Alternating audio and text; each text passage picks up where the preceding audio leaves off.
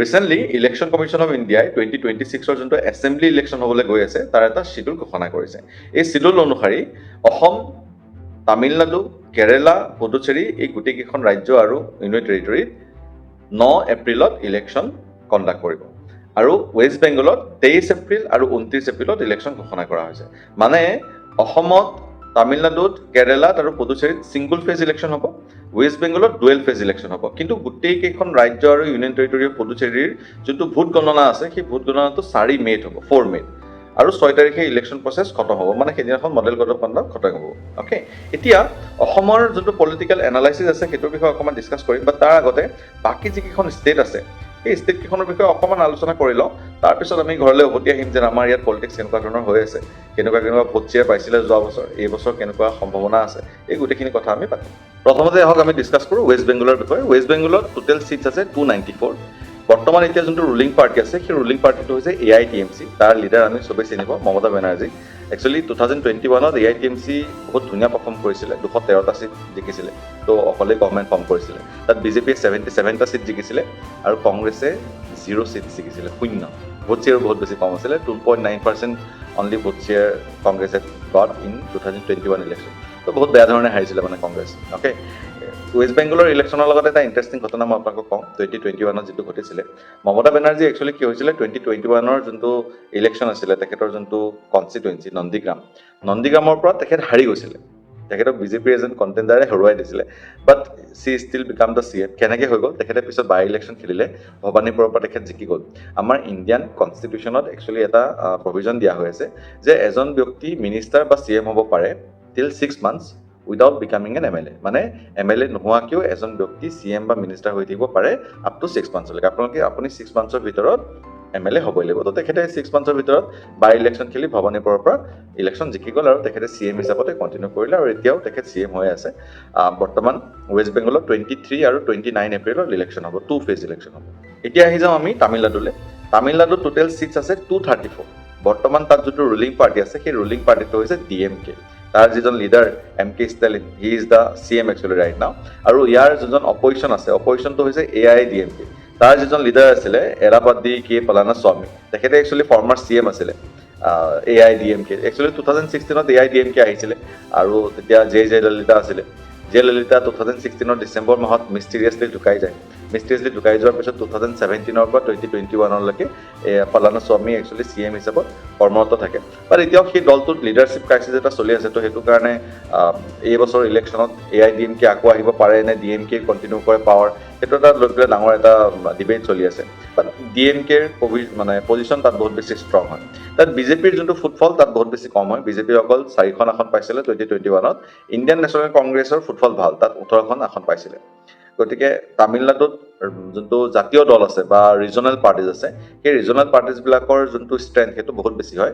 National পাৰ্টিৰ strength তাত বহুত বেছি কম। গতিকে আমি অসমে তাৰ পৰা শিকিব লগা বস্তু বহুত আছে। একচুৱেলি এটলিষ্ট আমাৰ যিবিলাক ৰিজনেল পাৰ্টি আছে সেই ৰিজনেল পাৰ্টিজবিলাকে তামিলনাডু, কেৰেলা এইবিলাক জেগাৰ পৰা শিকিব লগা বহুত আছে। এইবাৰ আমি আহি যাওঁ কেৰেলালৈ। কেৰেলাত টোটেল 140টা ছিট আছে। বৰ্তমান কেৰেলাত একচুৱেলি দুটা পাৰ্টি আছে, একচুৱেলি LDF আৰু UDF বুলি কয়। LDF এটা এলায়েন্সৰ নাম, UDF এটা এলায়েন্সৰ নাম। LDF মানে হৈছে লেফ্ট ডেম'ক্ৰেটিক ফ্ৰণ্ট, UDF মানে হৈছে ইউনাইটেড ডেম'ক্ৰেটিক ফ্ৰণ্ট। বৰ্তমান সেই LDFৰ চৰকাৰ আছে। LDFৰ যোনটো মেইন দল হৈছে সেইটো হৈছে CPIM। এই CPIMৰে এজন লিডাৰ পিনাৰী বিজয়ান, তেখেতেই বৰ্তমান CM হৈ আছে।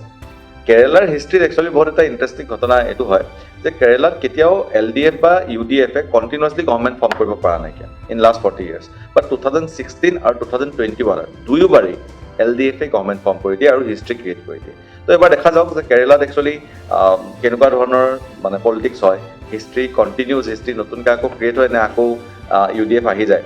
ইয়াতে আৰু এটা বস্তু আপোনাক মই কওঁ, তাৰ যোনটো চিনাৰিও আছে, কেৰেলাৰ একচুৱেলি বিজেপিৰ যোনটো অৱস্থা সেইটো বহুত বেছি শোচনীয়। It's like West Bengal, okay, for Congress. West বেংগলত যেনেকৈ কংগ্ৰেছৰ দশা বেয়া, তেনেকৈ বিজেপিৰ দশা বেয়া কেৰেলাত।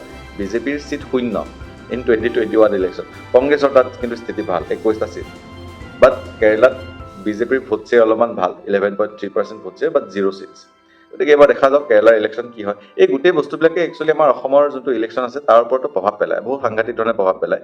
কাৰণ বেলেগ ষ্টেটবিলাকতো যদি বিজেপিৰ ষ্ট্ৰেংথ হৈ গৈ থাকে তেনেহ'লে অসমতো বিজেপিৰ যোনটো মানে যোনটো ষ্ট্ৰেংথ আছে সেই ষ্ট্ৰেংথটো বাঢ়ি গৈ থাকে আৰু যদি দুৰ্বল হৈ গৈ থাকে বিজেপি তেতিয়াহ'লে অসমতো বিজেপি দুৰ্বল হৈ গৈ থাকে এতিয়া মই বিজেপি বুলি স্পেচিফিকলি এইটো কাৰণে কৈ আছোঁ কাৰণ অসমত ৰুলিং পাৰ্টি বিজেপি হয় মই কোনো বিজেপিৰ ভক্ত বা নন ভক্ত বা এণ্টি ভক্ত নহয় মই জাষ্ট মই আপোনালোকক কথাটোহে বুজাব চেষ্টা কৰিছোঁ এইবাৰ আমি আহি যাওঁ পুডুচেৰীলৈ পুডুচেৰীত টোটেল 33টা ছিট আছে তাৰ ভিতৰতে 30টা ইলেক্টেড ছিট আছে আৰু 3টা নমিনেটেড ছিট আছে মানে ইয়াৰ পৰা আমি গম পাওঁ যে বৰ্তমান এবাৰ যোনটো ইলেকশ্যন হ'ব সেই ইলেকশ্যনটোত 30টা ছিটত ইলেকশ্যন খেলা হ'ব বৰ্তমান যোনটো ৰুলিং পাৰ্টি আছে সেইটো হৈছে বিজেপি লেড এটা alliance all India NR Congress বুলি কয় তো অল ইণ্ডিয়া এনআৰ কংগ্ৰেছ আৰু বিজেপিয়ে মিলি পেলাই টোটেল 16টা ছিট পাইছে অ'কে আৰু সিহঁতে এটা গভৰ্ণমেণ্ট ফৰ্ম কৰি আছে আৰু নমিনেশ্যন যিহেতু গভৰ্ণমেণ্টৰ ফালৰ পৰাই কৰিব পৰা যায় গভৰ্ণৰ নমিনেটেড দ্য পাৰ্চনছ তো গতিকে সেই ব্যক্তিকেইজন এনেকুৱা হয় যিকেইজন ব্যক্তিয়ে ৰুলিং গভৰ্ণমেণ্টক ছাপোৰ্ট কৰে গতিকে it's very easy to form the government তো পুডুচেৰীত বৰ্তমান গভৰ্ণমেণ্ট ফৰ্ম হৈ আছে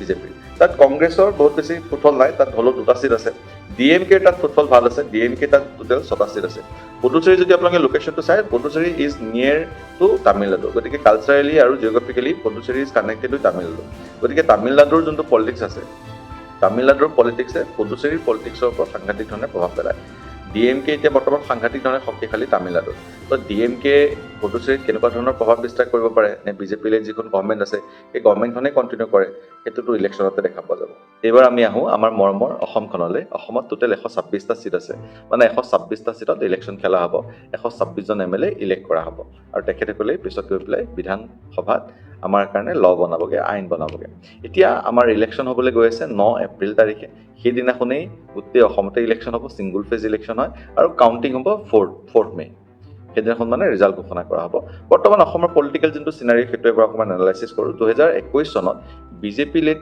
গভৰ্ণমেণ্ট ফৰ্ম কৰা হৈছিলে এটা কোঅলিশ্যন য'ত বিজেপি আছিলে AGP আছিলে UPPL আছিলে বিজেপিয়ে 60খন ছিট জিকিছিলে AGPয়ে 9খন ছিট জিকিছিলে আৰু UPPLে 6খন ছিট জিকিছিলে এটা কোঅলিশ্যন গভৰ্ণমেণ্ট তেখেতসকলে ফৰ্ম কৰিছিলে ইয়াৰ অপজিশ্যনত ইণ্ডিয়ান নেশ্যনেল কংগ্ৰেছ আছিলে 29খন ছিট জিকিছিলে AIUDF আছিলে 16খন ছিট জিকিছিলে এইবাৰ বৰ্তমানৰ যোনটো চিনাৰিঅ ইয়াত এটা অপজিশ্যন ক্ৰিয়েট কৰা হৈছে এটা এলায়েন্স এটা ক্ৰিয়েট কৰা হৈছে সেই এলায়েন্সত ইণ্ডিয়ান নেশ্যনেল কংগ্ৰেছ আছে CPI আছে CPIM আছে AJP আছে অসম জাতীয় পৰিষদ আৰু আঞ্চলিক গণমৰ্চা আছে ৰাইজৰ দল নাইকিয়া লগত ৰাইজৰ দলে একচুৱেলি কংগ্ৰেছৰ লগতে ইলেকশ্যন খেলিম বুলি ভাবিছিলে বাট চিটৰ আদান প্ৰদানৰ কাৰণে ৰাইজৰ দলে এবাৰ অকলে ইলেকশ্যন খেলিব ৰাইজৰ দলে যোৱাবাৰ ভাল পাৰফৰ্ম কৰিছিলে ৰাইজৰ দলে যোৱাবাৰ এজন MLA জিকিবলৈ সক্ষম হৈছিলে আমাৰ অখিল গগৈ ডাঙৰীয়া আৰু ভোট শ্বেয়াৰ বাট কম আছিলে ভোট শ্বেয়াৰ 1.81% আছিলে ইয়াৰ লগত যদি আপুনি কম্পেৰিজন কৰে অসম জাতীয় পৰিষদৰ এজনো MLA নাছিলে লুৰিণজ্যোতি গগৈ ডাঙৰীয়া হাৰি গৈছিলে বাট ভোট শ্বেয়াৰ কিন্তু ৰাইজৰ দলতকৈ বেছি আছিলে ভোট শ্বেয়াৰ 4.1% আছিলে গতিকে অসম জাতীয় পৰিষদে যদি ভোটকেইটা ফ্ৰেগমেণ্টেড হ'বলৈ নিদিয়ে যদি ভোট কনচেনট্ৰেট কৰিব পাৰে তেনেহ'লে নিশ্চয় অসম জাতীয় পৰিষদেও MLA জিকিব পাৰিব ইয়াৰ লগতে মই আৰু কেইটামান কথা ক'ব লাগিব 2021 চনৰ এনালাইচিছৰ পৰা যে যোৱাবাৰ কংগ্ৰেছ আৰু বিজেপিৰ মাজত ছিটৰ সংখ্যা বহুত বেছি অন্তৰ আছিলে কংগ্ৰেছে 29টা জিকিছিলে বিজেপিয়ে 60টা জিকিছিল বাট ভোট শ্বেয়াৰৰ অন্তৰ বহুত বেছি নাছিলে কংগ্ৰেছে 29% ভোট শ্বেয়াৰ পাইছিলে আৰু বিজেপিয়ে 33% ভোট শ্বেয়াৰ পাইছিলে গতিকে ভোট শ্বেয়াৰৰ বহুত বেছি ডিফাৰেঞ্চ নাছিলে গতিকে কংগ্ৰেছেও যদি এবাৰ অকণ ভালকৈ ষ্ট্ৰেটেজাইজ কৰে তেনেহ'লে নিশ্চয় MLA সংখ্যা বঢ়াব পাৰিব আৰু বিজেপিটো অভিয়াছলি লেড বাই আমাৰ মাননীয় মুখ্যমন্ত্ৰী ডাঙৰীয়া হিমন্ত বিশ্ব শৰ্মা ডাঙৰীয়া আছে আৰু বহুত ডাঙৰ লিডাৰ আছে যেনেকৈ সৰ্বানন্দ সোণোৱাল ডাঙৰীয়া আছে বিজু হাজৰিকা ডাঙৰীয়া আছে বহুত ডাঙৰ লিডাৰ্ছ আছে তো তেখেতসকল অভিয়াছলি এটা ফেক্টৰ হয় যাৰ কাৰণে বিজেপি জিকে লগতে বিজেপিৰ লগত AGPও আছে এইবাৰ আকৌ বিজেপিৰ লগত UPPL নাইকিয়া কাৰণ দ্বিতীয়ৰ ইলেকশ্যনত একচুৱেলি UPPLক হৰুৱাই দিলে BPF হাগ্ৰামা মহিলাৰী জাম্বা বুলি কৈ তেখেতে হৰুৱাই দিলে চবকে ইহঁতৰ নাম নলবি মই একদম আলচি আপুনি সদায় এই জাম্বা কথাটো কৈ থাকে অসমীয়াত কি বুজাই ক'ব নেকি বহুতে বুজি নাপায় জামা মানে একো নাজানে বুৰ্বক তো এইবাৰ BPF আহি গৈছে বিজেপিৰ এলায়েন্সত তো বিজেপি AGP আৰু BPFে মিলি পেলাই এবাৰ ইলেকশ্যন খেলিব আৰু অপজিশ্যন হৈ পেলাই ইলেকশ্যন খেলিব তো মই সকলো পলিটিকেল পাৰ্টিলৈ এইটো আহ্বান জনাইছোঁ যে মডেল কোড অফ কণ্ডাক্টৰ যিবিলাক নিয়ম নীতি থাকে আপোনালোকে যাতে সেইবিলাক মানি চলে হেট স্পীচ যাতে নিদিয়ে কমিউনেল ভাইলেঞ্চ যাতে নহয় পলাৰাইজ যাতে নহয় ছ'চাইটিখন সকলোৱে দেশৰ কাৰণে কাম কৰক জাতিৰ কাৰণে কাম কৰক অসমৰ কাৰণে কাম কৰক অসমীয়াৰ কাৰণে কাম কৰক আৰু যিকেইটা জাতীয়তাবাদী দল যিকেইটা ৰিজনেল পাৰ্টি মই আগতেও কৈছোঁ তেখেতসকলে চাউথৰ পাৰ্টিজকেইটাৰ পৰা শিকি পেলাই ষ্ট্ৰেটেজাইজ কৰি পেলাই শক্তিশালী হোৱাৰ সময় কাৰণ অসমত জাতীয়তাবাদী দলৰ বহুত বেছি প্ৰয়োজন অসমৰ জাতিৰ প্ৰব্লেমবিলাক এটা জাতীয়তাবাদী দলেহে বুজি পায় আৰু সেই সমস্যাবিলাকো উত্থাপন কৰিব পাৰে অসম গণ পৰিষদ হয় এটা জাতীয়তাবাদী দলেই হয় তেখেতসকলে নিজৰ স্তৰত সাংঘাতিক ধৰণে কাম কৰি আছে অসমীয়া জাতিৰ কাৰণে কাম কৰি আছে বাট যিহেতু AGP এটা নেশ্যনেল দলৰ লগত এলায়েন্স হৈ আছে গতিকে সম্পূৰ্ণভাৱে বহিঃপ্ৰকাশ কৰিব নোৱাৰে যিবিলাক বস্তু একচুৱেলি এটা জাতীয়তাবাদে খোলাকৈ কৰিব পাৰে গতিকে এইটো এটা পলিটিকেল পাৰ্টিছবিলাকলৈ মোৰ আহ্বান লগতে যিসকল নাগৰিক আছে চিটিজেন আছে তেখেতসকলকো মোৰ এটা আহ্বান যে চাওক ডেমক্ৰেচিত people are supreme we the people of India প্ৰিএম্বলত এইটো লিখা হৈ আছে নহয় জানো গতিকে আমি ডেমক্ৰেচিত ভোটিং দিয়াটোৱে আমাৰ চবতকৈ ডাঙৰ অস্ত্ৰ গতিকে সকলোৱে ভোট দিবলৈ আহিব যাকেই ভোট নিদিয়ে নোটাই মাৰিব লাগিলে যে মোক কাকোৱে ভাল লগা নাইকিয়া বা ৰুলিং গভৰ্ণমেণ্টক বা অপজিশ্যন পাৰ্টিক যাকে আপোনালোকে ভোট দিয়ে বা ভোট দিব আপোনালোকে কাৰণ voting is the only weapon we have গতিকে এইটো মোৰ সকলোলৈকে আহ্বান পলিটিকেল পাৰ্টিছবিলাকলৈও আৰু নাগৰিকসকলেও যে এই পলিটিকেল প্ৰচেছটো আপোনালোকে ইনভলভ হওক but in a mindfulness way thank U